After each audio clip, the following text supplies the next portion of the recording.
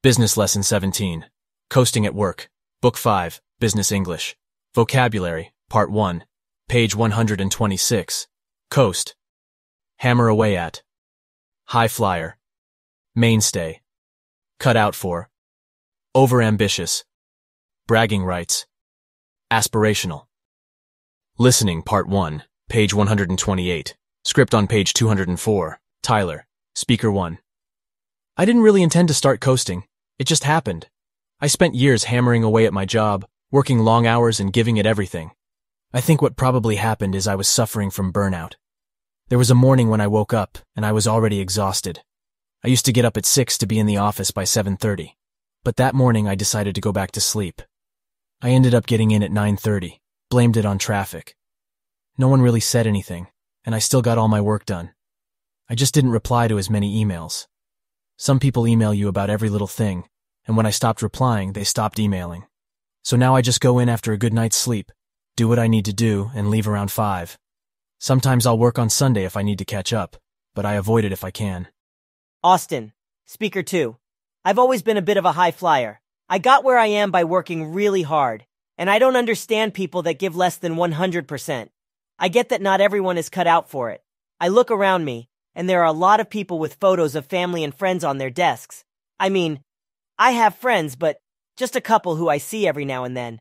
My work has always been the mainstay of my life, really.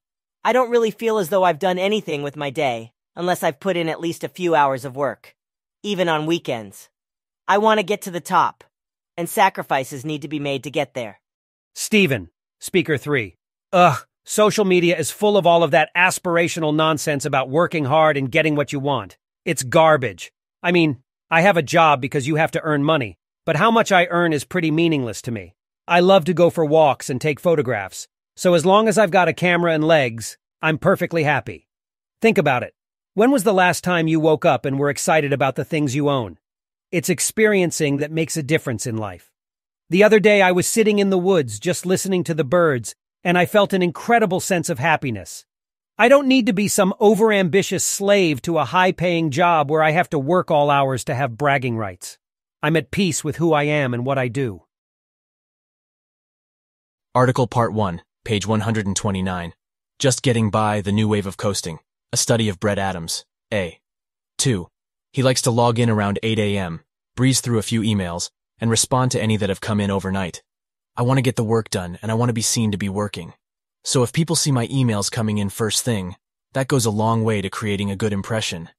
We have a daily meeting at 9:30, so I'm ready for that, and I try to have some questions ready that I can ask to make it look like I'm engrossed in my work, he says. But when that's over, I grab some breakfast and watch YouTube for a bit. People can see I'm online, but I'm not actually doing anything, he admits. Around 11, I usually do a bit of work, but I'll usually stop around 12 and get some lunch and go for a walk or a run. After that, I'm tired, so I'll take a nap. From about 2 to 2:30, I'll do a bit more work and send a few more emails, but usually by 4, my concentration is going.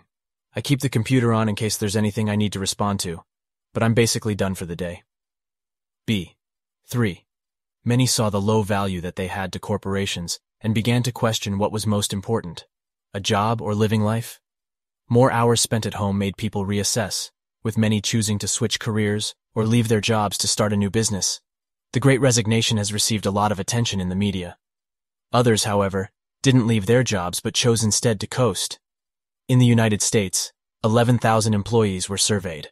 39% of them said that they were coasting through their jobs, while a study in January of this year found half of the employees said that they were neither engaged nor disengaged in their work. But what are the reasons for this more relaxed attitude to work? C. 1. However, it's important to remember that the last couple of years has been an incredibly difficult time for a lot of people. There's been a sharp rise in the number of people reporting mental health issues brought on by an increased sense of isolation. In addition, many people are dealing with sick relatives or even the loss of a loved one. It's difficult to give yourself entirely to your work when there are so many things to worry about. A lot of people are taking some time to recharge and focus a bit more on their personal needs. Going to the gym, seeing friends and family, and getting time to pursue interests have taken on increased importance after so many of us were unable to go anywhere for months. It could also be an issue with the workplace itself. Workers who don't feel valued or seen by the management may well lose their dynamism, with no clear rewards to shoot for. D.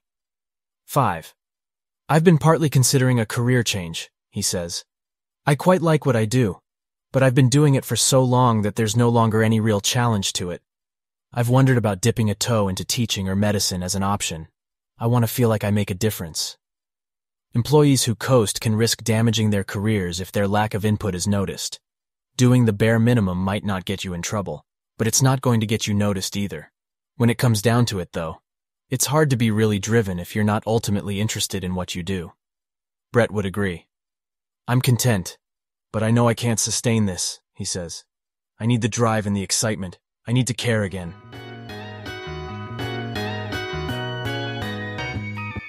Hey, thanks for listening. We hope that you enjoyed another lesson of Uncle Sam's American English. These audios are synced with our 4-book series. Contact one of our professors or join our online course by visiting our Facebook page, Uncle Sam's International.